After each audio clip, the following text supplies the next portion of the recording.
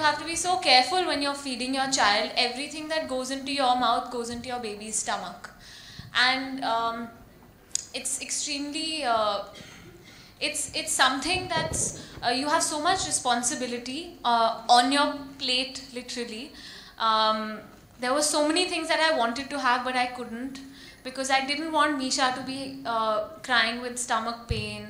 And at the same time, I wanted to have enough nutrition so that I can give that on to her without depleting myself, because everything that you feed your child eventually goes from you. So I had to nourish myself so I could nourish her, and that was the biggest challenge for me. And I actually came to Pooja once I was almost weaning Misha off, and most of our discussions halfway through went to, okay, what should I feed her? What can I give her? Because, I mean, we started our diet and, you know, that... Figured yourself out.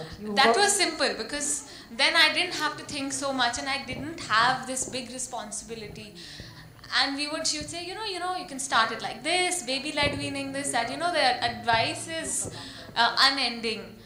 But the best part was that her advice was so simple and easy to put to use that it wasn't that stressful.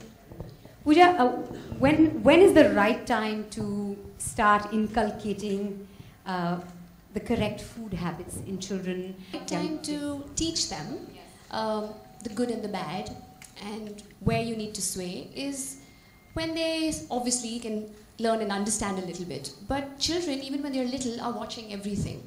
Even when they are not being able to express, they watch. Like I've mentioned in the book, my younger one was just 2, was mumbling a few words and could get through whatever she wanted to tell us. And when she noticed that when Mama ate her food, a little plate of salad always came along. And when she ate, that didn't come. So she went marching to the kitchen to find out why she doesn't get it. So so as parents, we are role models. So if we can try and set the right example, they are learning even when they are little. But of course, when they were a little older, 5 and 6, I taught them about the 5 fingers of nutrition, what the milk does to them, what the roti does. I don't know the 5 fingers of nutrition. Can you tell me? So we have... I'm really worried. No, they're very sounding very scary. I know. These 5 fingers of nutrition. They are the 5 pillars. I thought a hug is all I had to offer. Now I have to show them 5 fingers. You just have to make a fist to make a healthy meal.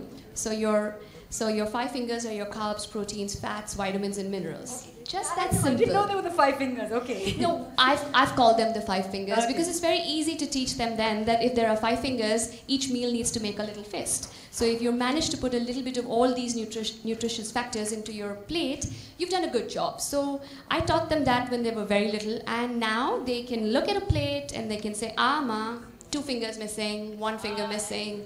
So, and they teach that. So that's when I realized that there's so much potential to teach them, because then they went about teaching their friends.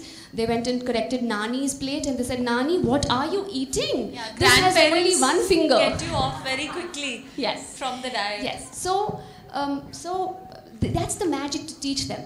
And they learned it so beautifully. That's how Eat Delete Junior came into being, because I realized that it was so simple to teach them, and they absorbed it, imbibed it, and publicized it.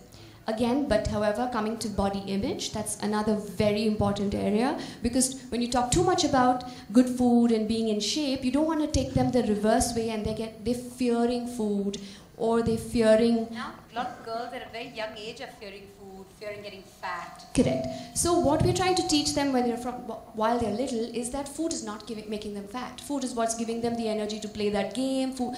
Eggs are what is making them grow tall, and the hair. So we're trying to teach them that food is their fuel. However, you can't go on too much when you talk about don't eat this or you will put on weight. So you never go negative when you teach them.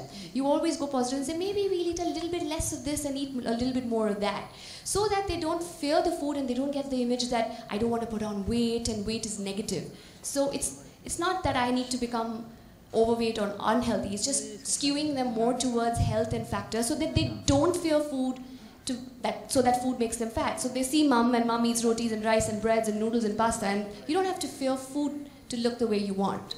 Who is telling them about the 5 fingers? Karan. I will have to be. Me and my mom, I think, we're pretty much the universe for my Karan knows children. all the formulas and everything at the back of his hand. He knows what route he's taking. Well, I did a lot of reading, I think, before it all happened. But eventually, I mean, you know, these daunting pieces of information I'm putting into the inner recesses of my head. So I'm going to definitely be reading because, I mean, initially Pooja was just making you delete what you eat. But now we have to like eat, delete, junior. I think that's what needs to happen from now onwards.